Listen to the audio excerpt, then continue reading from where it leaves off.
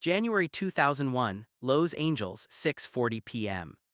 The flashbulbs are still popping outside the Beverly Hills Hotel. Inside, in a private dining room thick with cigar smoke and expectation, studio executives lean forward across polished mahogany. A contract sits unopened on the table. 7 figures, multi-picture commitment, global franchise potential. Leonardo DiCaprio is 26 years old.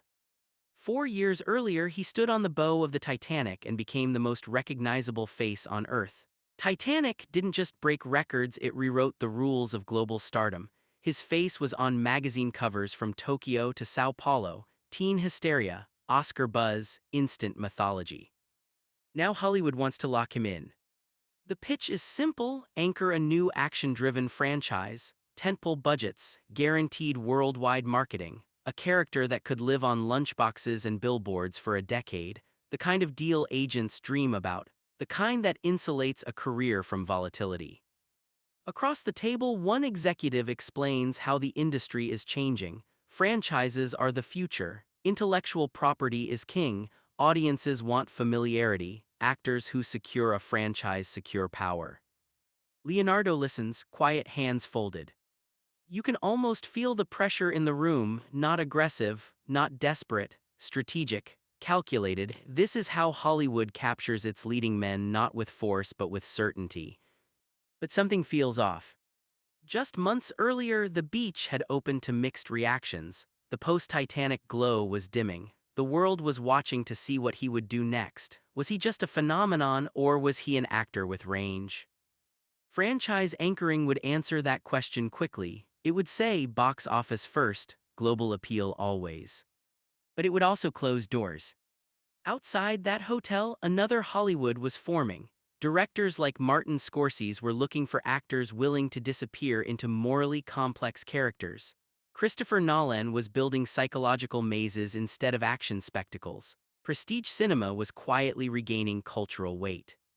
If he signs tonight, his schedule is no longer his own. Franchise contracts aren't just films, they're calendars, marketing tour, brand partnerships, sequel obligations, years mapped out in advance. The character begins to define the actor. And for someone who had already become an international symbol at 23, the idea of being permanently attached to a fictional identity carried risk. The executives slide the contract closer. One of them mentions long-term legacy, stability, cultural imprint. But legacy is a strange word in Hollywood. It's often confused with visibility. Leonardo glances at the pages but doesn't open them. He's already done the math. He knows what happens to actors who peak too loudly, too quickly. He's watched the industry build them up and then move on. Fame can calcify talent if it isn't managed carefully. So instead of negotiating numbers, he does something else. He asks for time. The room shifts, subtle but noticeable. Time is not how these meetings usually end. Momentum is currency. Hesitation can be misread as weakness. But this isn't hesitation. It's evaluation. In the weeks that follow, conversations happen behind closed doors, not about money but about control, about longevity, about the kind of stories that age well versus the kind that age fast. The franchise would make him richer, more omnipresent, untouchable at the box office. But it might also freeze him in place. And so, quietly, without press releases or dramatic statements, he steps away. No public explanation, no headlines. Just absence. And that absence would begin reshaping not just his career, but how Hollywood understood power itself. Because sometimes the most influential move isn't stepping forward. It's stepping back. The calls didn't stop. Spring 2001, agency offices in Century City buzz with quiet urgency. Assistants move between glass-walled rooms carrying updated projections, revised back-end offers, adjusted creative control clauses. Studios weren't used to hearing "maybe later" from someone at his level. Franchise logic was simple: visibility equals dominance. If audiences see you every summer, you stay culturally relevant. If your character becomes iconic, you become inseparable from global commerce. But Leonardo DiCaprio wasn't interested in being available on command. And that's where the tension began. In the early 2000s, Hollywood was recalibrating. The DVD market was booming. International box office was expanding rapidly. Studios wanted bankable faces attached to repeatable formulas. Risk was being engineered out of the system. Franchises were insurance policies. Actors who signed multi-picture deals weren't just performers, they were long-term assets, predictable revenue streams. To walk away from that wasn't rebellion. It was disruption. You can imagine the private conversations. What if the prestige films fail? What if audiences move on? What if this is the window and it closes? Because here's the psychological truth, saying no to something guaranteed creates a vacuum of uncertainty, and Hollywood does not reward uncertainty kindly. Leonardo understood that visibility can inflate, but it can also exhaust. After Titanic, he had already experienced saturation. Paparazzi swarmed him. Media narratives reduced him to heartthrob mythology. His talent risked being overshadowed by celebrity. He didn't want to fight typecasting later. He wanted to avoid it entirely. So instead of signing into permanence, he began building something quieter. A director for strategy. Martin Scorsese had long been searching for a leading man who could carry moral ambiguity without vanity. Their early conversations weren't about box office. They were about depth, about characters that unravel instead of conquer. This was a different kind of power, the power to collaborate instead of headline. When Gangs of New York moved forward, it wasn't a franchise launch. It was gritty, complicated, historically textured, risky in tone and packing. Then came The Aviator. Not a superhero, not a sequel. A psychologically layered portrayal of Howard Hughes' obsession, brilliance, paranoia, the kind of role that doesn't sell action figures, the kind that demands immersion. You could feel the pivot solidifying. Meanwhile, Hollywood watched carefully. Because when an actor of his scale declines guaranteed blockbuster anchoring, it forces the industry to adjust its assumptions. Studios rely on predictability. DiCaprio was choosing volatility but controlled volatility. He wasn't disappearing. He was spacing himself out. There's a psychological principle at play here: scarcity increases value. By refusing to be constantly visible, he made each appearance an event. Think about it. Between major roles, he allowed time to pass. Public curiosity rebuilt itself naturally. The market recalibrated around anticipation instead of saturation. Other actors were releasing films annually, sometimes biannually. Leonardo slowed down. Not because he couldn't get roles. Because he didn't want all of them. It's easy to mistake constant output for dominance, but dominance can also come from restraint. You can almost sense the industry recalculating. If he won't attach himself to a franchise, then each film must be treated as singular. Prestige-heavy marketing, director-driven campaigns, award season positioning. His name began to signal something different: seriousness.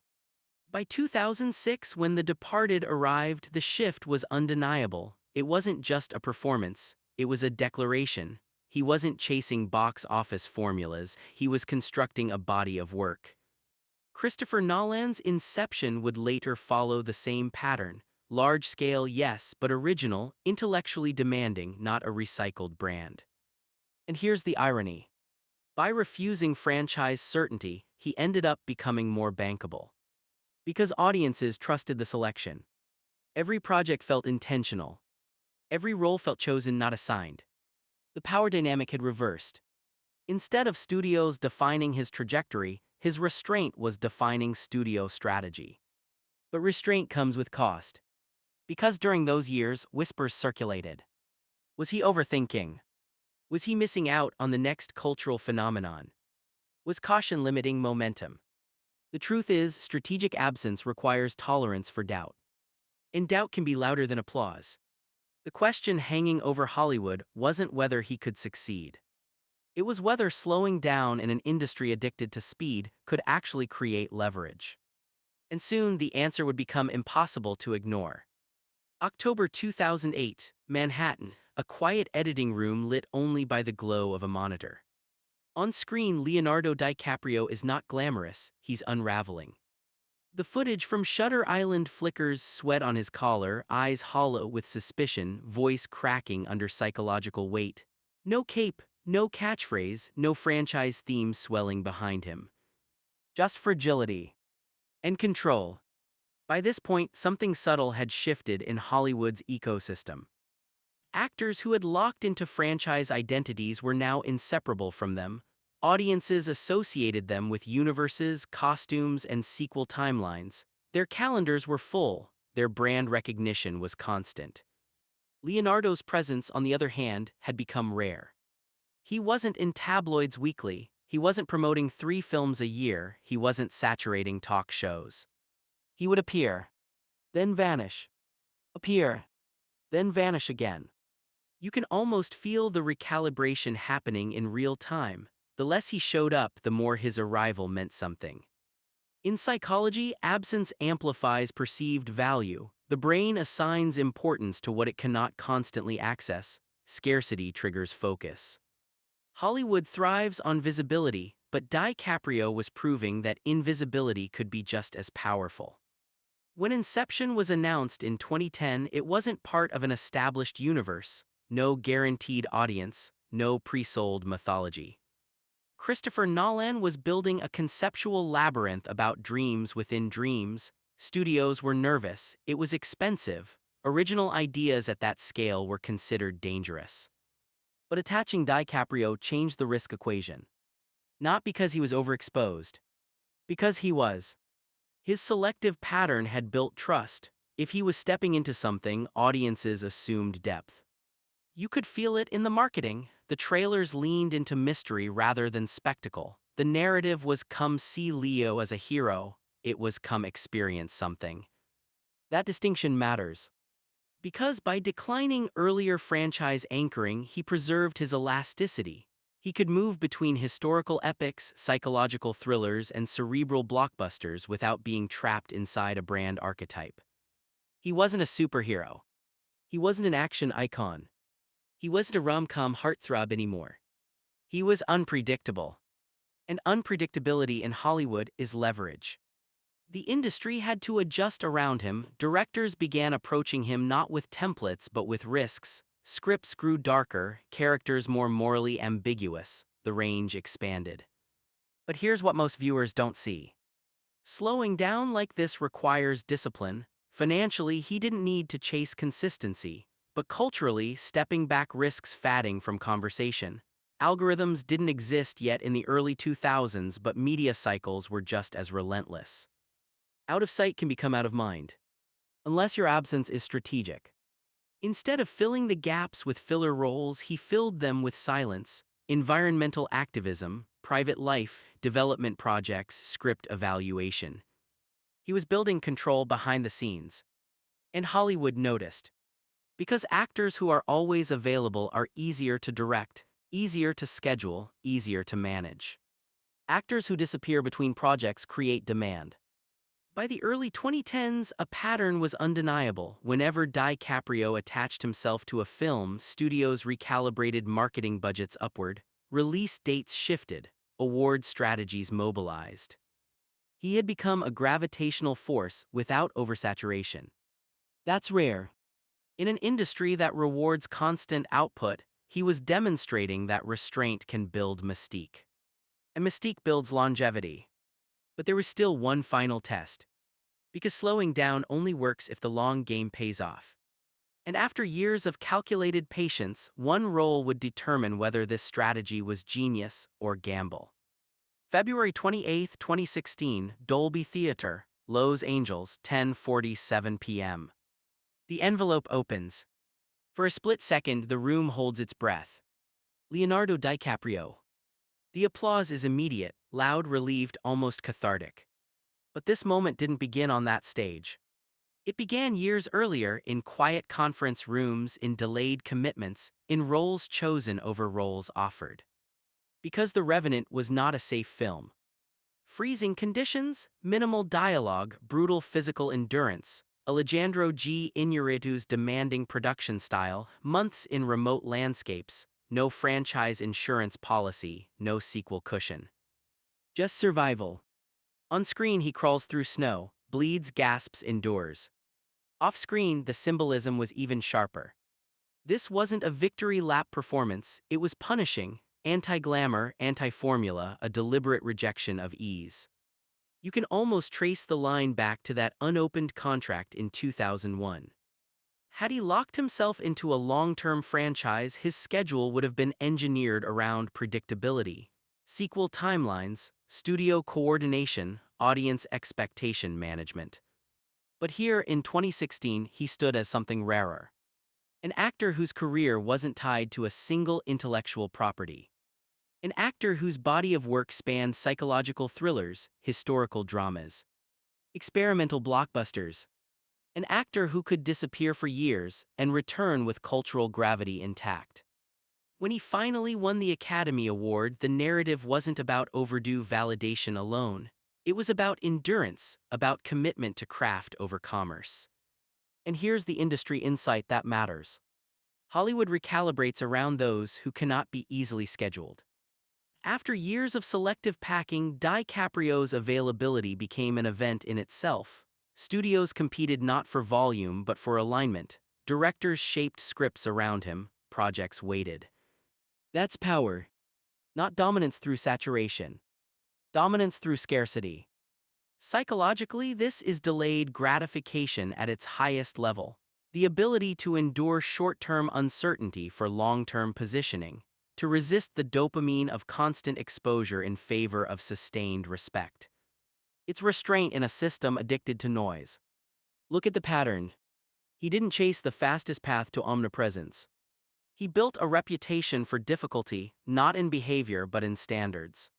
Complex scripts, challenging directors, long production timelines. And the result?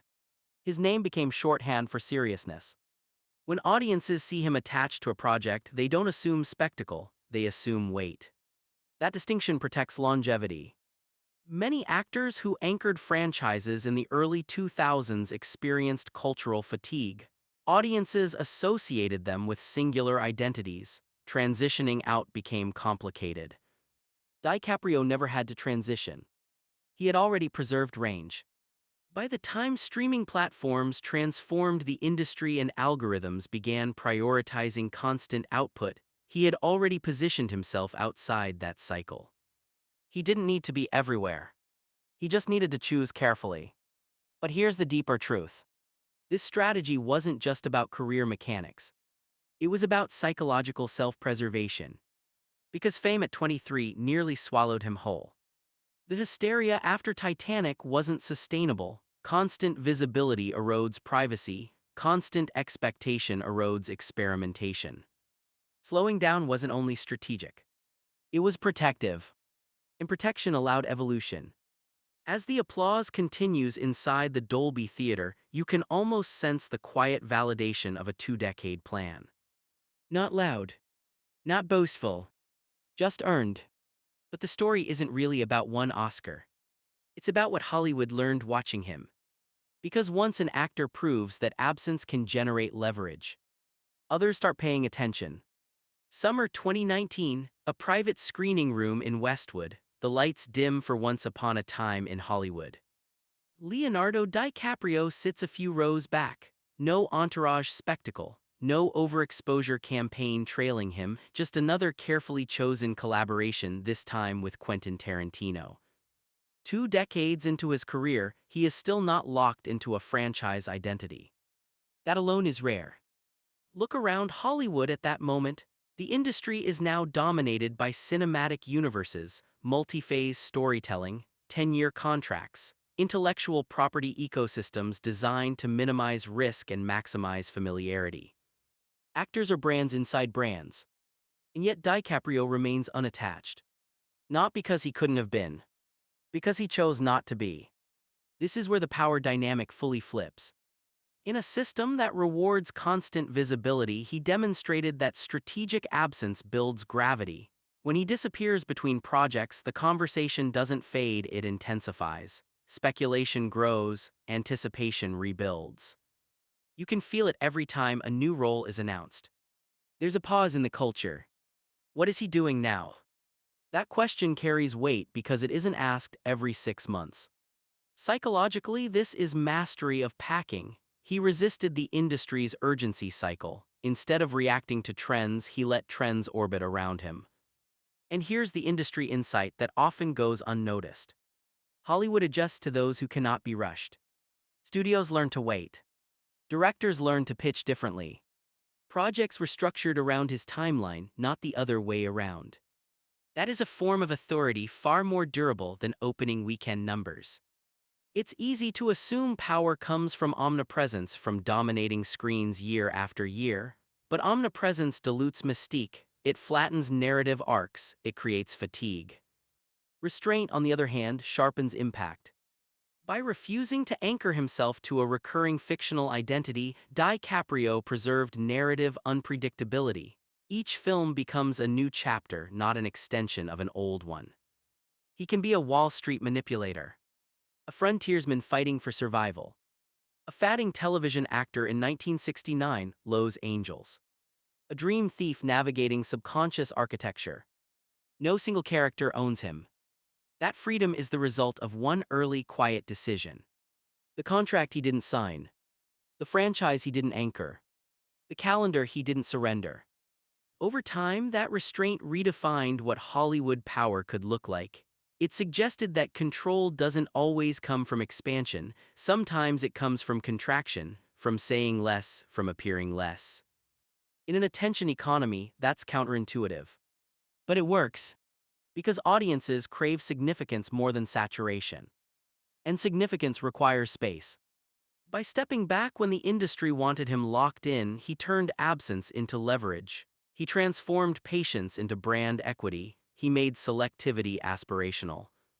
Now, when young actors navigate similar crossroads, franchise security versus artistic range, his trajectory becomes a reference point.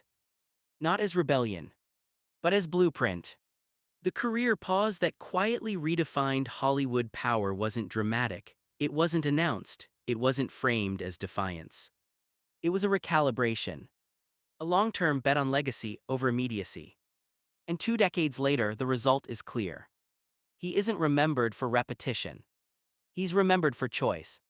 And in Hollywood, the ability to choose, truly choose, might be the rarest power of all.